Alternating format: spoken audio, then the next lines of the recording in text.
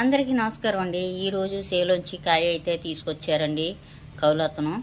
సరే, ఆ కాయ ఎన్ని తొనలు ఉంటాయి అని అడిగితే ఈ పనసకాయలో 60 తొనల పైనే ఉంటాయి అన్నారు. ఎన్ని తొనలు ఉంటాయి అన్నది ఇప్పుడు కోసిన తర్వాత చూద్దామండి. సరేనండి, అది కొయ్యడం కూడా ఒక కళ అండి. సరే చూద్దామా? సరే,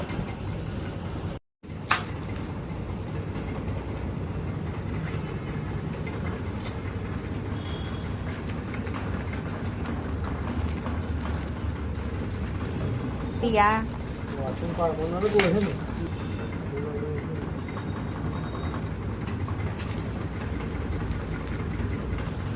ఎంతో ఈజీగా పోతారు మీరైతే.